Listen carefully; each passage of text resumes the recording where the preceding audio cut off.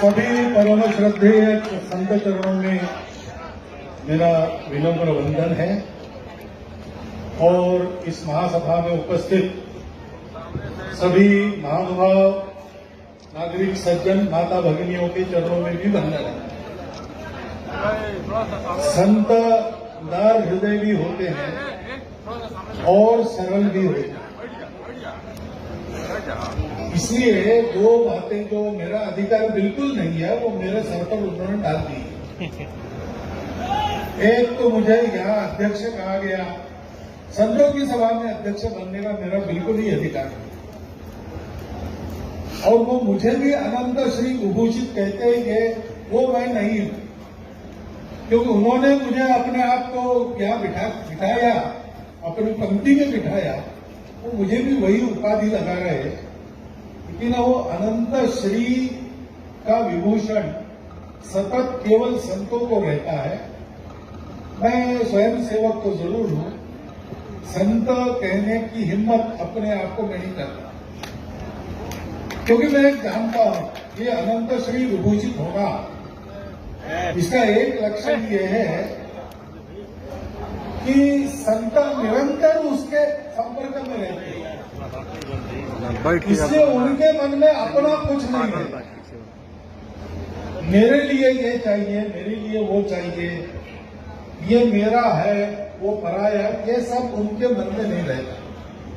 उनके मन जैसा दर्पण बन जाता है, उसमें केवल उसकी इच्छा प्रकाशित होती है।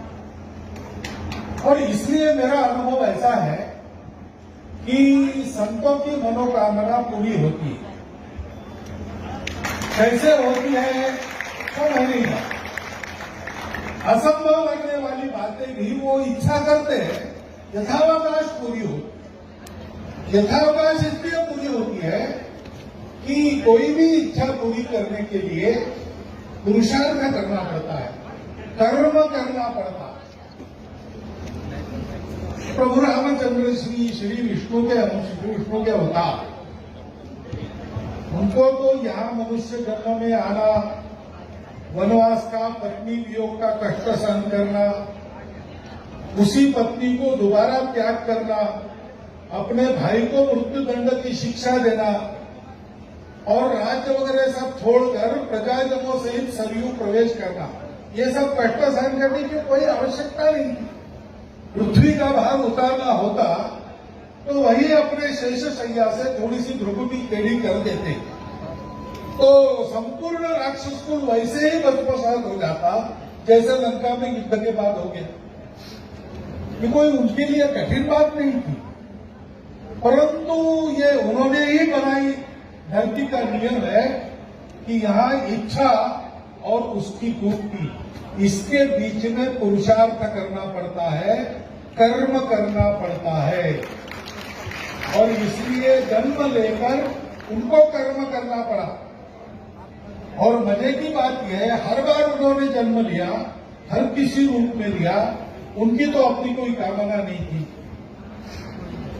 ये विश्व तो उत्पन्न होता है, विलीन होता है, ये लीला लाखों बार वो देखते रहते, उनसे इससे क्या लेना देना।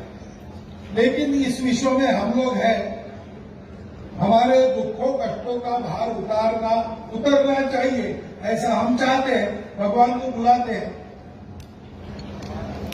तो हमारी इच्छा पूर्ण करने के लिए वो आए। और इसलिए वो जो कर्म उन्होंने किए हर अवतार में, वो अकेले नहीं किए, हम सबको आगे किया, हम सबने वो कर्म किए, हम सबने उसके लिए कष्ट सहन किए, हमको कई सुखों का त्याग करना पड़ा, हमको बलिदान होना पड़ा, अब हमारी मनोकामनाएं उसकी इच्छा से पूर्ण हो। इसलिए बहुत सी इच्छाएं मन में आती है, लेकिन संतों ने जो समझाया है वो अपने मन में धारण कर चुका हूं मैं, होई जो सोई राम रचि राखा, वो तो होना है, उसमें तर्क क्या करना है। उसकी अगर इच्छा है और संत जो अनंत श्री विभूषित है, उनके मन में केवल उनकी इच्छा का प्रतिबिंब आता है, तो उसकी इच्छा तो पूर्ण होनी है। देर सवेर होना ही है। हमारा काम है हम पुरुषार्थ करें, हम कर्म करें। हाँ, लेकिन कर्म यानी नारा देना नहीं है। ये जोश की बात है, जरा होश में आ जाए। याद कीजिए, स्मरण कीजिए राम ने कैसा कर्म किया था। यहां शुरू वाला कर्म। पहली बात है, एक वर्णन अध्यात्म रामायण का ऐसा है कि विश्वामित्र जी ने मांग लिया, राम जी तो तैयार थे ही पहले से। निकलने के पहले उन्होंने कहा मैं चलता तो हूं, लेकिन मन में बहुत ऊहापोह चलता। ये विश्व क्या है, ये धरती क्या है, कि कौन जन्म लेता है, कौन मरता है। मैं जो अनुभव अब तक ले चुका हूं जीवन का, मुझे ये बिल्कुल निरस्त करता। जीवन के सत्य को पाने में ही जन्म चला जाए, बाकी झंझट न करे, ऐसा लगता। तो एक पूरा उपदेश है अध्यात्म रामायण, जो श्री राम को यद्यपि संसार असार है, उसकी असारता को भेद कर सत्य को पाना है, तो कर्म करना पड़ता है। कैसे करना पड़ता है ये समझा। तो पहली बात तो है जो जत्थेदार महाराज जी ने भी कही कि जप करो, मन में राम रखो। मन में मैं है वो भी कर्म करता। मुझे भूख लगी है इसलिए मैं पैसा कमाता हूं, खाना बनाकर खाता हूं, बनवाकर खाता हूं, मेरे लिए करता हूं। लेकिन कर्म करना है तो जैसे भारत का किसान परंपरा से क्या सोचता है, मुझे खेती इसलिए करनी है कि खेती करके खिलाना मेरा धर्म है। और इतने कष्ट पाता है लेकिन खेती करता है, छोड़ता नहीं, क्योंकि वो धर्म है। धर्म क्या होता है, जो समाज को जागरूक करता है, जोड़ कर रखता है, उन्नत करता है, पराक्रमी बनाता है, जोड़ने वाला, सब में आनंद पैदा करने वाला, सर्वत्र सुख देने वाला, सबको सुख देने वाला, ऐसा बनाता है समाज को, वो धर्म है। उस धर्म के लिए कर्म करना, अपने लिए नहीं करना। भगवान की सृष्टि चले, संकल्प उसका है, वो चलेगी, लेकिन मुझे पुरुषार्थ करना है। उसके लिए तो काम करते समय दो बातें होती है, मुझे डर नहीं लगता किसी का, किसी से डर के कर्म मत करो। हम सब लोगों को अच्छा लगता, सबका हिंदू होना चाहिए, किसी से डर के नहीं। हमारे द्वितीय सरसंघ चालक थे पूजनीय गुरु जी, उनको दिल्ली में पत्रकारों ने पूछा, एक पत्रकार ने कहा मेरे गांव में एक भी ईसाई मुसलमान नहीं है, तो मेरे गांव में संघ का क्या काम है। तो गुरुजी ने उस पर उत्तर दिया कि भैया संघ मुसलमान ईसाइयों के लिए नहीं चलता है। तुम्हारे गांव क्या, पूरी दुनिया में एक भी मुसलमान ईसाई नहीं होता और हिंदू समाज की ये स्थिति होती तो संघ चलता ही चलता। ये हम जब मन में रख के जो कर रहे, वो संसार की असारता को भेद कर पार ले जाने वाला कर्म है।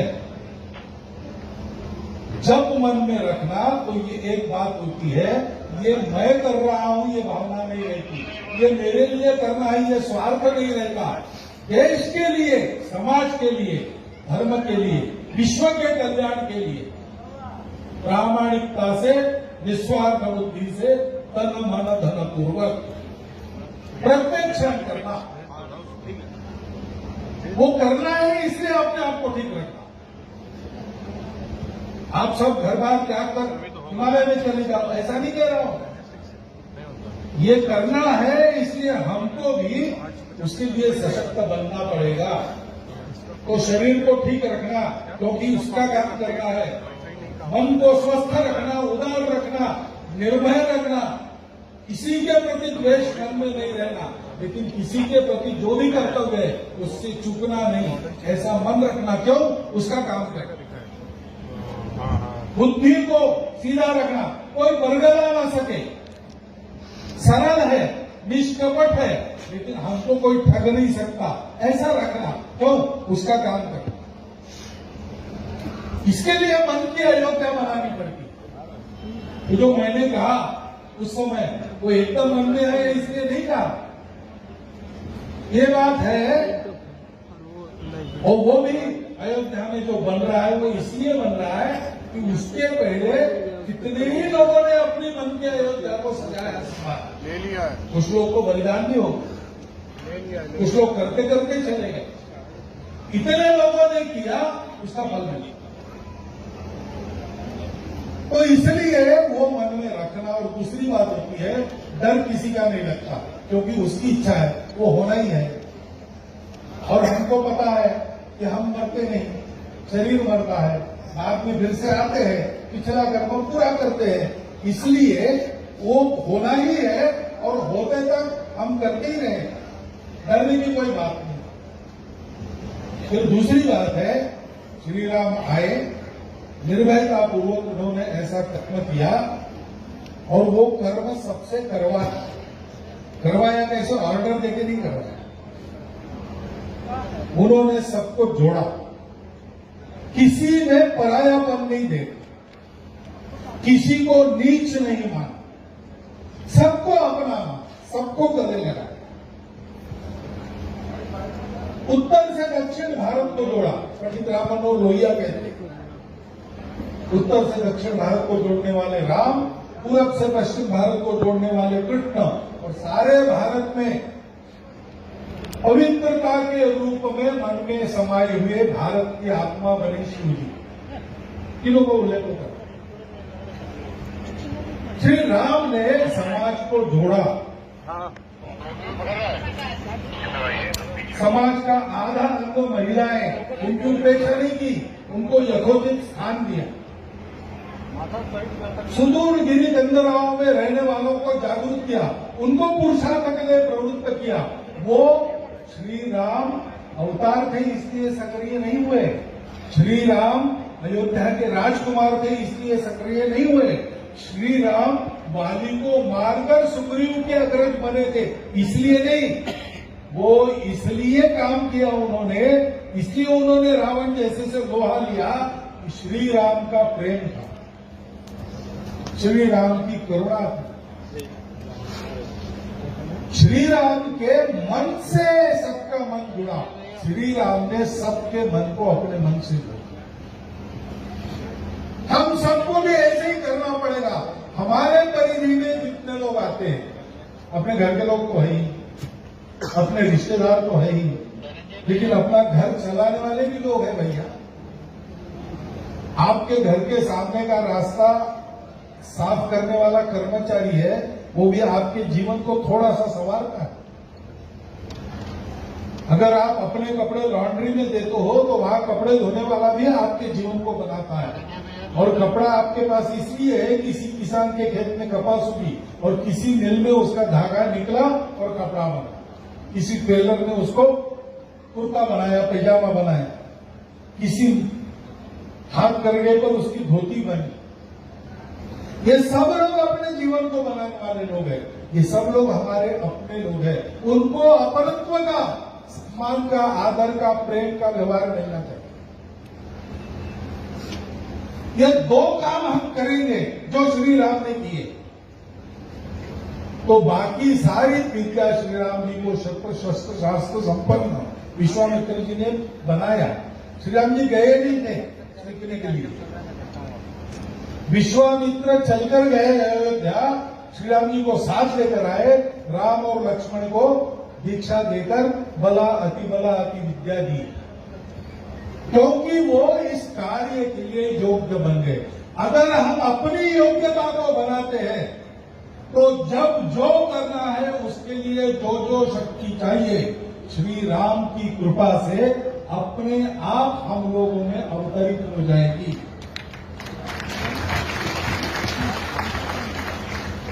विद्यावान दुनी अति चातुर, राम काज करिबे को आतुर। इसलिए हनुमान जी लंका से वापस आए सीता जी की खोज करके, और राम जी कहने लगे कि आपने बड़ा अद्भुत कर्म किया, तो वो कहते हैं कि आप क्यों ऐसा कह रहे हैं, मुझे क्यों लजा रहे हैं, मैं तो जानता हूं ये सब आपका ही प्रताप है। श्री राम का प्रताप हनुमान जी के कृति में क्यों आया? हनुमान जी उसके लिए योग्य, और इसलिए भी हम सब लोग हनुमान जैसे बनने को तैयार है। विद्यावान गुणी अति चातुर, राम काज करीबे को आतुर। तो फिर मनोकामना संतों की क्या उसी की है, उससे उनसे प्रकट होती है, वो पूरी होने में क्या देर लगेगी, कौन करेगा, कैसा होगा, ये सब तफसील की बातें है और गैर लागू है। ये परिवर्तन दुनिया में ऐसे होते रहते हैं। भारत को भी उठना है, भारत का उत्थान हो उसकी इच्छा है। कहाँ बात रुकी है? हमारी तैयारी पे रुकी है। हम तैयार हो जाए, बाकी अपने आप हो जाएगा। मुझे लगता है सारे संतों के भाषण मैंने तो ध्यान से सुने, और जो जोश वाली बातें थी उसका जोश मन में कुछ देर रखा, बाद में होश में आकर उसका विचार किया, तो मुझे जो सार मिला वो यही है कि हम गुणवान बने, हम सबको जोड़े, हम प्रामाणिकता से निस्वार्थ बुद्धि से तन मन धन पूर्वक देश धर्म संस्कृति समाज के लिए काम करें, तो जो भी मनोकामना है वो पूरी होगी। दुनिया की परिस्थिति ये कह रही कि दुनिया को आज वैभव संपन्न सनातन संस्कृति को प्रत्यक्ष आचरण में लाने वाले भारतवर्ष की, समरस भारतवर्ष की आवश्यकता है। वो आवश्यकता पूर्ण करने के लिए हम तैयार हो, तो भारतवर्ष वैभव संपन्न, सामर्थ्य संपन्न, समरस बने। इसके लिए जो होना है वो अपने आप हो जाएगा। विजय का विश्वास मन में रखिए और याचना मत कीजिए। रण होगा कि नहीं मैं नहीं बता सकता, लेकिन आप याचना मत कीजिए, आप योग्य बनिए, आगे होगा जो होगा, होई तो सोई राम रचि राखा। बहुत बहुत धन्यवाद, नमस्कार।